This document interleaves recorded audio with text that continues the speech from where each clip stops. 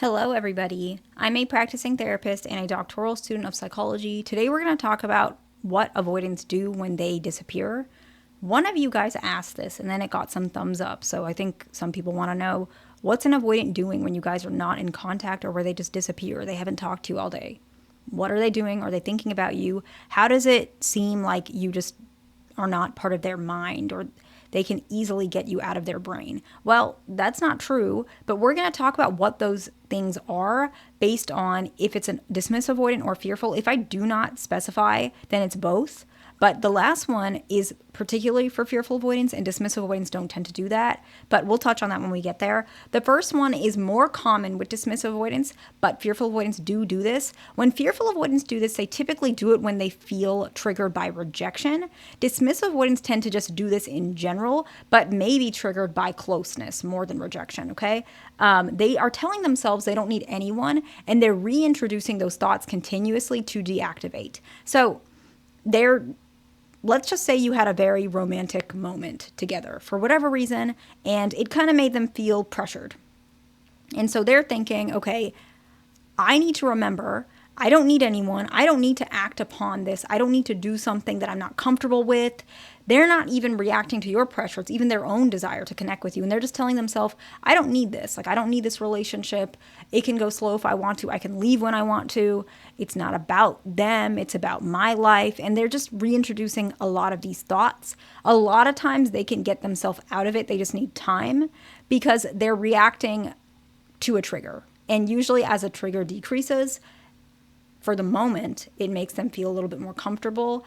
Depends though, but that's usually they just need space for this one. Some avoidants, what a lot of patients report to, and I know that this is true, some of them listen to music or watch movies to reinforce these ideas. So they might watch like a movie about this guy all by himself, and he's like climbing a mountain or doing things by himself, and he doesn't need anybody. I remember the one that I used to like, the one that really helped me, or one of the movies I really like, is Good Will Hunting, because it feels like it's like healing some of these things.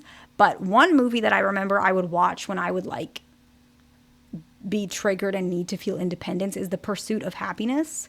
And I know it doesn't seem like, oh, that's like such an avoidant movie. Everyone is different. But for me, the reason why is because it's, he's fighting against odds, right? And it's a real story. It's based on a real story, and he's fighting against odds. The relationship didn't work. He's all alone. He's trying to help his son and him, and he's doing as much as he can and, changing the course of his life and his son's life because he won't give up. That's like the baseline of how a lot of avoidants believe of themselves. And that's one that I remember would like, I still love that movie, but I remember using that a lot to like lean into like that deactivation. And music is a really common one that helps a lot of avoidants really like express themselves or understand themselves. I've had plenty of them.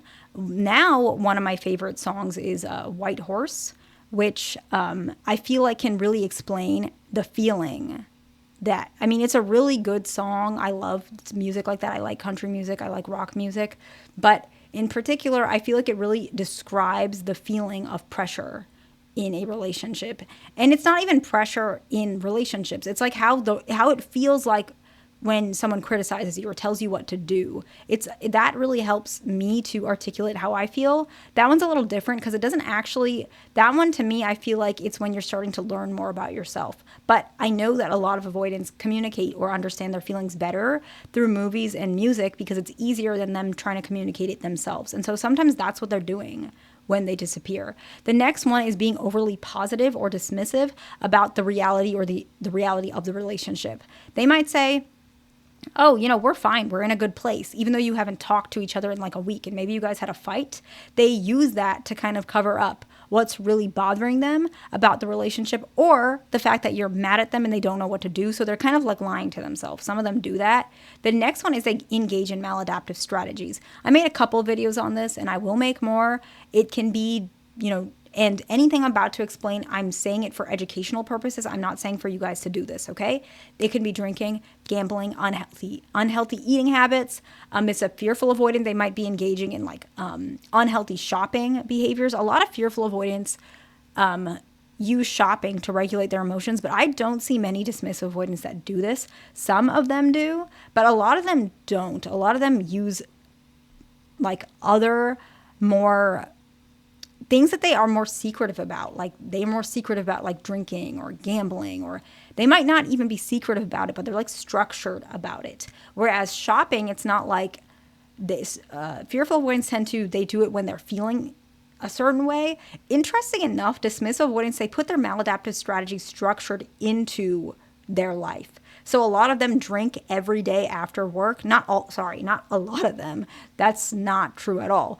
Those that are that way, they may drink after work, like every day. They might not even do it on the weekends. Then some might gamble like every Wednesday and Saturday. And then some might have like really, really strict eating habits that they do every single day. And their maladaptive strategies are intertwined in their life, which is why sometimes they don't even realize how maladaptive it is, because they feel like they're in control of it because they have a lot of control issues.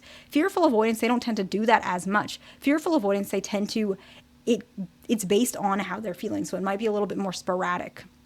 But both of them do it. It just looks a little bit different. The next one is they're heavily focused on work-related activities. They're very hyper-focused at work, especially if they've been triggered. They're doing a lot of things. If they're doing schoolwork, they're really focusing on that. If they're writing papers, they're really like proofreading and making their papers perfect. If it's work, they're doing some work outside of work, even if it's not paid, because they are trying to keep busy, and work is a really good way to do that because they feel very emotionally attached and motivated to their work. And it also helps them detach from other emotions outside of the emotions that they have towards work, such as feeling competent, feeling worthwhile, feeling confident, self-assured. Those things happen. And the next one is the one that I mentioned is common with fearful avoidance. Okay, so if you are a fearful avoidant, I'm not picking on you, but I know a lot of you guys do this.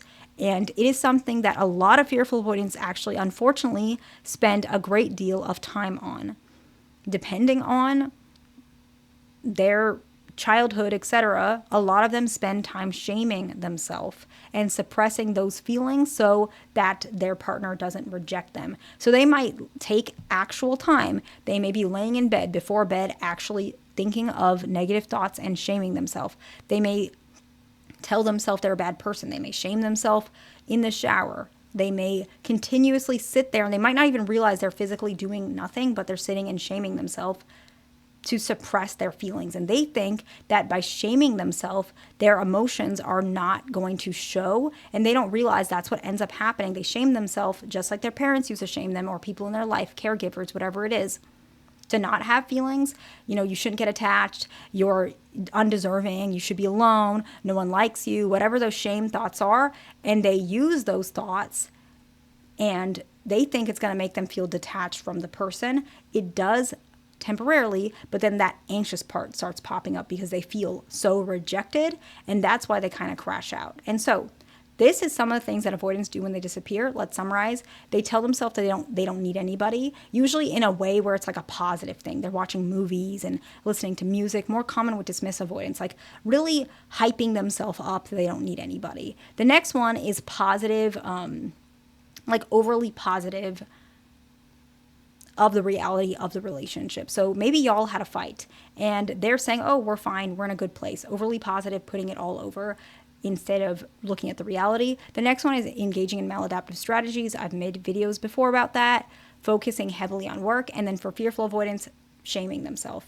I hope this video is helpful to somebody. Please like, subscribe. I'll see you in the next one.